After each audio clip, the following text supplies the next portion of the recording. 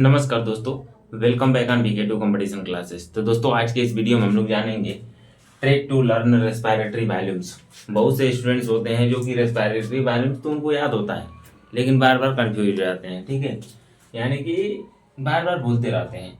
ठीक है, तो मैं एक ऐसा ट्रिक बताने वाला हूँ आपको जो कि आप लाइफ टाइम भूलेंगे नहीं। ठीक है, आपको केवल थोड़े से एफर्ट में ज़्यादा फायदा होने वाला है। और हर अल्टरनेट ईयर्स पे इस पे सवाल बनता रहता है, किसमें? नीट में।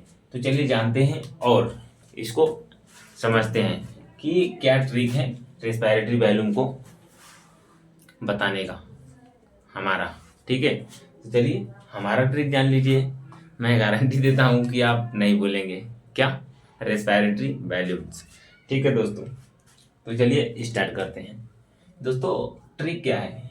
ये है, आशा करते हैं कि आप ये बना लेंगे ना। ठीक है, और ये टीवी, टीवी का मतलब टाइडल वॉल्यूम। यहाँ पे लिख देंगे टाइडल वॉल्यूम प्लस, इतना लिख देंगे। टाइडल वॉल्यूम के बाद आईआरवी, आईआरवी लिख देंगे और फिर ईआरवी। बाकी फुल फॉर्म तो आपको पता ही होगा। Tidal volume, inspiratory reserve volume, expiratory reserve volume. ठीक है, अब देखो टीवी प्लस आईआरबी मिलके क्या बनेगा? आईसी बनेगा। और टीबी प्लस ईआरबी मिलके क्या बनेगा? ईसी बनेगा। ठीक है, इतना तो पता होगा ना। ये शेप बनाना है। ठीक है, और शेप में क्या लिखना है? टीबी प्लस आईआरबी और फिर ईआरबी। और टीबी प्लस आईआरबी आईसी याद रखना है, और टीबी प्लस ईआरबी ईसी याद रखना है। ठीक, आशा करते हैं कि आपको समझ में आ चुका होगा। अब देखो दोस्तों, प्लस आरबी यानी कि प्लस रेजिडुअल वैल्यू। अब ऐसा एक बना लो शेप। ठीक, आशा करते हैं कि आप ये भी बना लेंगे। और E R V plus R V मिलके क्या बनता है? एफ आर सी बनता है। और एफ आर सी को फुल फॉर्म अगर देखा जाए तो क्या इसको बोलते हैं? Functional residual capacity, functional residual capacity. ठीक है, तो E R V plus R V मिलके क्या बन गया? एफ आर सी मिल गया। ठीक, अब क्या बच गया? केवल एक चीज बचा है, एक ऐसे शेप बना लो। आशा करते हैं कि आप ये भी बना लोगे। इसको आप समझ लो खीरा, खीरा समझते हो? कुकुम्बर। ठीक है, तो आईसी और एफआरसी मिलके क्या बन जाएगा? फाइनली क्या बन जाएगा? टीएलसी। और टीएलसी का फुल फॉर्म क्या होता है? Total lung capacity.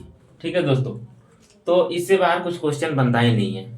ठीक, और दोस्तों टीबी और आईआरबी और ईआरबी ये चारों इसके अंदर है ना। ठीक है, तो टीबी प्लस आईआरबी और प्लस ईआरबी मिलके क्या बनाते हैं? बीसी बनाते हैं। ठीक है, और इससे बाहर क्वेश्चन आपका बनना नहीं है। तो आशा करते हैं कि दोस्तों 2-4 बार बना लोगे तो आपको याद हो जाएगा।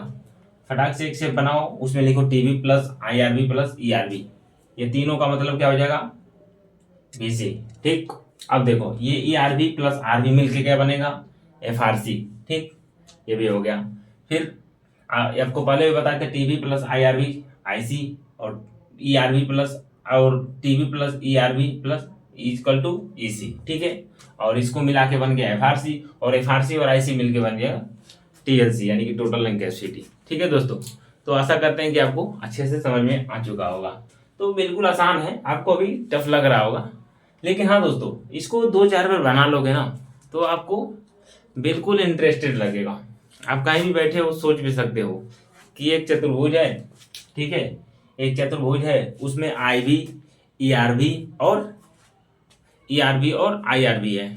ठीक है, आई बी ई आर बी और टी बी ये तीनों मिलके क्या बन गया? बीसी बन गया। ठीक है, फिर उसमें देखो नीचे है ई आर बी और प्लस आर बी मिलके क्या बन जाएगा? E R V plus R V मिलके क्या बन जाएगा? एफ आर सी।